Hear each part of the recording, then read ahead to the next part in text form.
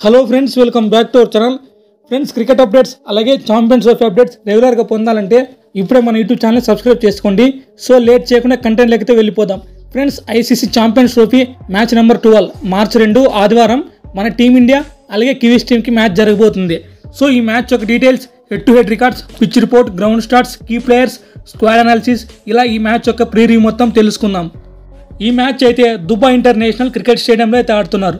ముందుగా ఈ Dubai international stadium యొక్క పిచ్ రిపోర్ట్ చూసుకుంటే స్లో ఫ్రెండ్లీ వికెట్, అంటే మన స్పిన్నర్స్కి బాగా హెల్ప్ దొరుకుతుంది.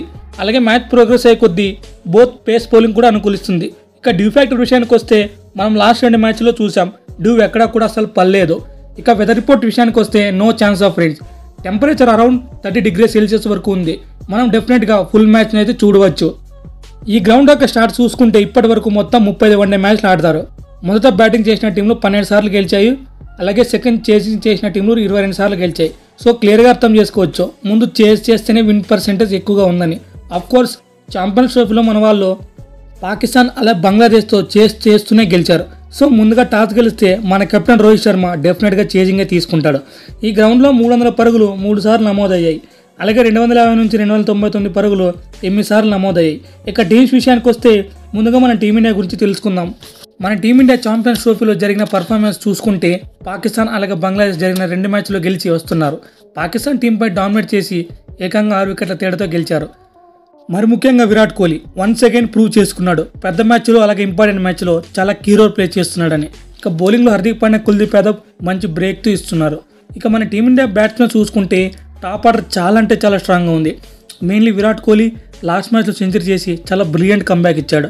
ఇక శుభ్మన్ గిల్ చూసుకున్న లాస్ట్ 5 ఇన్నింగ్స్లో మంచి 5 ఇన్నింగ్స్ అయితే ఆడుతున్నాడు. ఇక రోహిత్ శర్మ అలాగే శ్రేయస్ అయ్యర్ వీళ్ళు కూడా మంచి ఫామ్లో అయితే ఉన్నారు. సో ఓవరాల్గా మన బ్యాటింగ్ డిపార్ట్మెంట్ అయితే చాలా అంటే చాలా స్ట్రాంగ్గా ఉంది. ఇక బౌలింగ్ డిపార్ట్మెంట్ చూసుకున్న కుల్దీప్ యాదవ్ లాస్ట్ మ్యాచ్లో 3 వికెట్లు పడగొట్టాడు. అలాగే మిడిల్ ఓవర్స్లో మంచి బ్రేక్ త్రూ ఇస్తున్నాడు.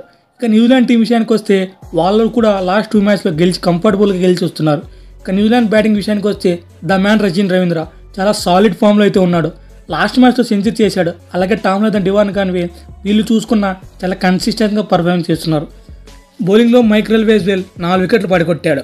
సో ఈ రోజు గెలవబోయే మ్యాచ్లో ఏ టీం గెలుస్తుంది అనేది తప్పక కామెంట్ చేయండి. ఫ్రెండ్స్, ఈ వీడియో చివరి వరకు చూసినందుకు very thankful to you. Friends, దయచేసి మన ఛానల్ సబ్స్క్రైబ్ చేయడం మాత్రం మర్చిపోకండి. Thank you for watching.